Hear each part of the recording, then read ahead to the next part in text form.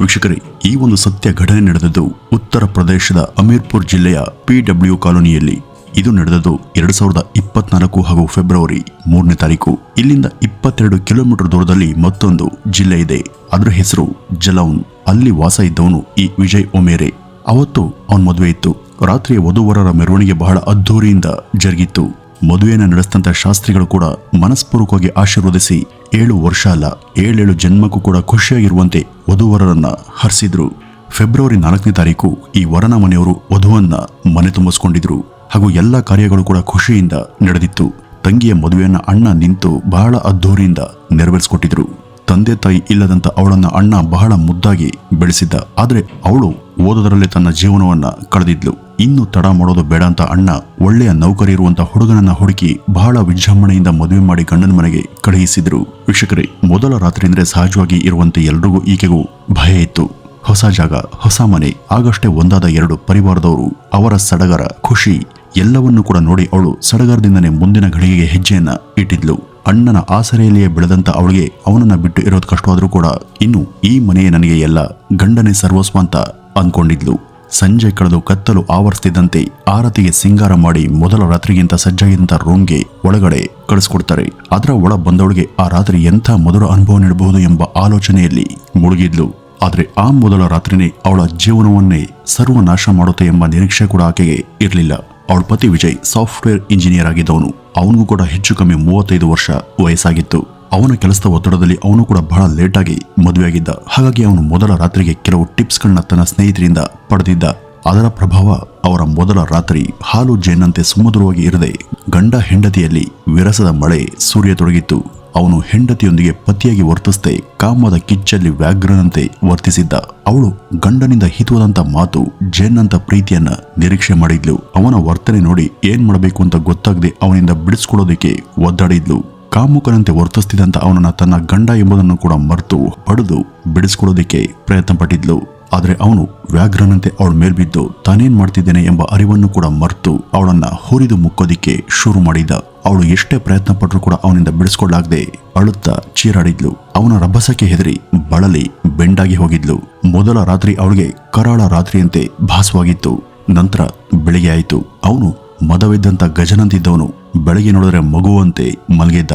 ಅವಳು ರಾತ್ರಿ ಆಗಿದ್ದನ್ನ ನೆನೆಸ್ಕೊಂಡು ದುಃಖ ಉಮ್ಮಳಿಸಿ ಬಂದ್ರೂ ಕೂಡ ಯಾರಿಗೂ ತೋರ್ಪಡಿಸದೆ ಯಾರ ಬಳಿಯೂ ಹೇಳಲಾಗದೆ ಒದ್ದಾಡಿದ್ಲು. ಒಂದ್ ಪಕ್ಷ ಯಾರಿಗಾದ್ರೂ ಹೇಳಿದ್ರೆ ಅದೆಲ್ಲ ಸರ್ವೇ ಸಾಮಾನ್ಯವಾಗಿ ನಡೆಯುವಂತ ವಿಚಾರ ಅಂತ ನಾನೇ ನಗೆಪಾಟಲಿಗೆ ಒಳಗಾಗೋದು ಖಂಡಿತ ಅಂತ ಅಂದ್ಕೊಂಡು ಯಾರಿಗೂ ಹೇಳದೆ ಸುಮ್ಮನಾಗಿದ್ಲು. ಬೆಳಗ್ಗೆ ಸ್ನಾನ ಮುಗಿಸಿ ತಿಂಡಿಯನ್ನ ತಿಂದವಳಿಗೆ ವಾಂತಿ ಶುರುವಾಯಿತು. ಮನೆಯವರು ಹೊಸ ಜಾಗ, ಊಟ ಸರಿಯಿಲ್ಲದೆ ಹೀಗಾಗಿರ್ಬೋದು ಅಂತ ಮನೆಯಲ್ಲಿ ಕಷಾಯವನ್ನ ಮಾಡಿ ಕುಡಿಸಿದ್ರು. ನಂತರ ಅವಳು ಚೇತರಿಸಿಕೊಂಡು ಆದ್ರೆ 2ನೇ ದಿನ ಮತ್ತೆ ರಾತ್ರಿ ಅವಳು ಅದೇ ಯಾತನೆಯನ್ನ ಅನುಭವಿಸಬೇಕಾಯಿತು. ಎಷ್ಟು ವಿರೋಧ ಮಾಡಿದ್ರು ಕೂಡ ಅವನನ್ನ ತಡೆಯೋದು ಅವಳಿಗೆ ಸಾಧ್ಯ ಆಗ್ಲಿಲ್ಲ. ಮಾರನೇ ದಿನ ಕೂಡ ಶಕ್ತಿ ವರ್ಧಕ ಮಾತ್ರೆಗಳ ಅಟ್ಟಹಾಸವೇ ಮೆರೆದಿತ್ತು. ಪ್ರಾಕೃತಿಕವಾಗಿ ಸಹಜವಾಗಿ ಮುಂದುವರಿದೆ ಅವಳ ಆಂತರಿಕ ಅಂಗಗಳು ಕೂಡ ಡ್ಯಾಮೇಜ್ ಆಗಿದ್ವು. ದಿನವಿಡೀ ಅವಳಿಗೆ ವಾಂತಿ ಆಗ್ತಾ ಹೋಗ್ತಿತ್ತು. ಆದ್ರೆ ಯಾರಿಗೂ ಕೂಡ ಇದು ಯಾವುದರ ಪರಿಣಾಮ ಅಂತ ಗೊತ್ತಾಗದೆ ಮನೆಯ ಸಮೀಪದಲ್ಲಿರುವಂತ ಕ್ಲಿನಿಕ್ಗೆ ಕರ್ಕೊಂಡು ಹೋಗಿದ್ರು. ಆದ್ರೆ ಅವಳಿಗೆ ಆರಾಮಾಗ್ತಿರ್ಲಿಲ್ಲ. ಇದರಿಂದ ಏನ್ ಮಾಡ್ಬೇಕು ಅಂತ ಅರಿಯದಂತ ವಿಜಯ ಮನೆಯವರು ಆರತಿಯ ಅಣ್ಣನಿಗೆ ಕಾಲ್ ಮಾಡಿ, ನಿಮ್ಮ ತಂಗಿಗೆ ಪದೇ ಪದೇ ಆರೋಗ್ಯದಲ್ಲಿ ವ್ಯತ್ಯಾಸವಾಗ್ತಿದ್ದು ವೈದ್ಯರ ಬಳಿ ಹೋಗಿ ಔಷಧಿಯನ್ನ ತೆಗೆದುಕೊಂಡ್ರು ಕೂಡ ಅವಳು ಆರಾಮಾಗ್ತಿಲ್ಲ.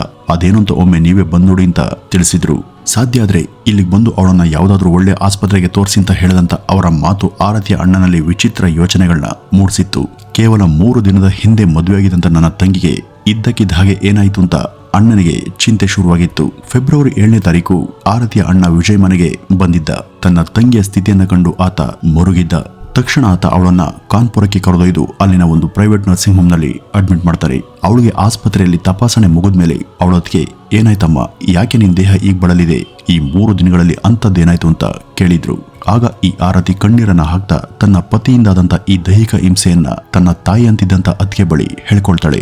ಅವರು ಮೊದಲ ರಾತ್ರಿ ದಿನದಿಂದ ತೆಗೆದುಕೊಂಡಂತ ಶಕ್ತಿ ವರ್ಧಕ ಮಾತ್ರೆಗಳಿಂದ ನನ್ನ ಮೇಲೆ ಅಸಹಜವಾಗಿ ನಡೆದುಕೊಂಡಿದ್ದಲ್ದೆ ಎಷ್ಟು ತಾನು ಬಿಡಿಸ್ಕೊಳ್ಳೋದಕ್ಕೆ ಹೋದ್ರು ತನಗಾಗ್ತಿರುವಂತ ನೋವು ಕೂಡ ಅವ್ರಿಗೆ ಅರ್ಥವಾಗದಷ್ಟು ಕಾಮಾಂಧರಂತೆ ವರ್ತಿಸಿದ್ರು. ಅವರು ಈ ರೀತಿ ನಡೆದುಕೊಳ್ಳೋದಕ್ಕೆ ಅವರು ತೆಗೆದುಕೊಂಡಂತ ಆ ಶಕ್ತಿ ವರ್ಧಕ ಮಾತ್ರೆಗಳ ಕಾರಣ ಅಂತ ಅಳುತ್ತಾ ತನ್ನ ಅತ್ತಿಗೆಗೆ ಈ ಒಂದು ವಿಚಾರವನ್ನ ತಿಳಿಸಿದ್ಲು. ಫೆಬ್ರವರಿ 8ನೇ ತಾರೀಕು ಲೇಡಿ ಡಾಕ್ಟರ್ ಒಬ್ರು ಅವರನ್ನ ಪರೀಕ್ಷೆ ಮಾಡಿದ್ರು. ಅವ್ರಿಗೂ ಕೂಡ ಅವಳ ದೇಹದಲ್ಲಿ ನಡೆದಂತ ವ್ಯತ್ಯಾಸಗಳ ಸರಿಯಾದ ಸಮೀಕ್ಷೆಯನ್ನು ಅರ್ಥ ಮಾಡ್ಕೊಳ್ಳೋದಕ್ಕೆ ಸ್ವಲ್ಪ ಸಮಯ ಹಿಡಿಯುತ್ತೆ. ಅದಕ್ಕೆ ಪೂರಕವಾಗಿ ಅವರು ಕೊಟ್ಟಂತ ಔಷಧಿಗಳು ಕೂಡ ಸರಿಯಾಗಿ ಕೆಲಸವನ್ನ ಮಾಡದೆ ಫೆಬ್ರವರಿ 10ನೇ ತಾರೀಕು ಮಧ್ಯಾಹ್ನ 3:30ಕ್ಕೆ ಸರಿಯಾಗಿ ಆರತಿ ತನ್ನ ಪ್ರಾಣವನ್ನ ಬಿಟ್ಟಿದ್ಲು. ಇದರಿಂದ ಆರತಿಯ ಮನೆಯವರ ಜೊತೆಗೆ ವಿಜಯನ ಮನೆಯವರು ಕೂಡ ಈ ದುರಂತ ನೆನೆದು ಕಣ್ಣೀರನ್ನ ಹಾಕ್ತಾರೆ. ಈ ಒಂದು ಸುದ್ದಿ ಮೀಡಿಯಾದವರಿಗೆ ಗೊತ್ತಾಗ್ತಿದ್ದ ಹಾಗೇನೆ ಆರತಿಯನ್ನ ಪರೀಕ್ಷೆ ಮಾಡದಂತ ಡಾಕ್ಟರ್ಗೆ ಪ್ರಶ್ನೆಗಳ ಸೂರಿಮಳೆನೇ ಆಗುತ್ತೆ.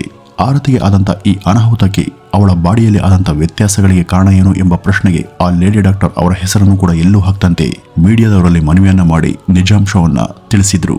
ಆರತಿ ಮೇಲೆ ಸಾಮೂಹಿಕ ಬಲಾತ್ಕಾರವಾಗಿದೆ. 7-8 ಜನರ ಗುಂಪೊಂದು ಸೇರಿ ಒಬ್ಬಳ ಮೇಲೆ ಬಲಾತ್ಕಾರ ಮಾಡಿದಾಗ ಆಗುವಷ್ಟು ನೋವು ಅವಳ ದೇಹದ ಆಂತರಿಕ ಅಂಗಗಳ ಮೇಲಾಗಿದೆ ಅಂತ ವೈದ್ಯರು ತಮ್ಮ ಹೇಳಿಕೆಯನ್ನ ಕೊಟ್ಟಿದ್ರು. ನಂತರ ಆರತಿಯ ಅತ್ತಿಗೆಯನ್ನು ಕೂಡ ಅವರು ಪ್ರಶ್ನೆ ಮಾಡಿದಾಗ ಅವರು ಮೀಡಿಯಾ ಮುಂದೆ ನಿಂತು ಆರತಿಯ ಸಾವಿಗೆ ಕಾರಣವನ್ನ ತಿಳಿಸಿದ್ರು.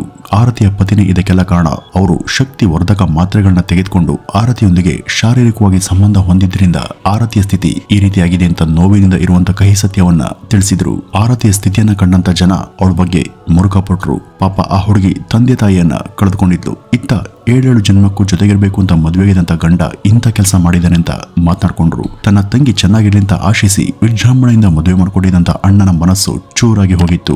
ಈ ಒಂದು ದುರಂತದಿಂದ ವಿಜಯ ಮನೆಯವರು ಕೂಡ ಬೇಸರವನ್ನ ವ್ಯಕ್ತಪಡಿಸಿದ್ರು. ಮೀಡಿಯಾದವರು ಸತ್ತು ಹೋದಂತ ಹೆಣ್ಣಿನ ಮನಸ್ಥಿತಿಯನ್ನ ಅರಿದೆ ಆರತಿಗೆ ಮೊದಲೇ ಬೇರೆ ಏನೋ ಕಾಯಿಲೆ ಇತ್ತು, ಹಾಗಾಗಿ ಮೊದಲ ರಾತ್ರಿಯ ನಂತರ ಅವಳು ಮತ್ತಷ್ಟು ಕೃಶಳಾಗಿ ಹೋಗಿದ್ಲು ಎಂಬ ಸುಳ್ಳು ವದಂತಿಯನ್ನ ಹಬ್ಸಿದ್ರು.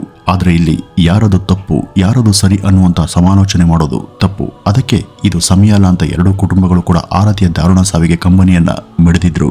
ಇತ್ತ ತನ್ನ ತಂಗಿಯ ಸಾವನ್ನ ಸಹಿಸಲಾಗದಂತ ಅಣ್ಣ SP ಅವರಿಗೆ ಆರತಿಯ ಮದುವೆ ವಿವರಗಳನ್ನ ಕೊಟ್ಟು ವರನ ವಿರುದ್ಧ ದೂರನ್ನ ದಾಖಲು ಮಾಡ್ತಾರೆ ಹಾಗೂ ಅವನ ಸ್ನೇಹಿತರನ್ನು ಕೂಡ ಕರೆದು ವಿಚಾರಣೆಗೆ ಒಳಪಡಿಸ್ತಾರೆ.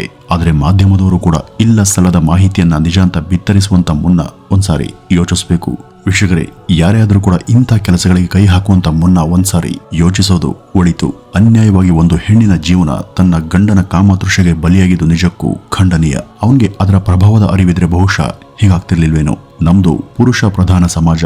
ಪುರುಷರು ಹೆಣ್ಣಿನ ಮೇಲಿನ ದಬ್ಬಾಳಿಕೆಗಳನ್ನ ತಡೆದು ಹೆಣ್ಣಿಗೆ ರಕ್ಷಣೆ ಕೊಡಬೇಕೆ ಹೊರತು ತಾನೇ ಭಕ್ಷಕನಾದ್ರೆ ಹೆಣ್ಮಕ್ಳ ಗತಿ ಏನು?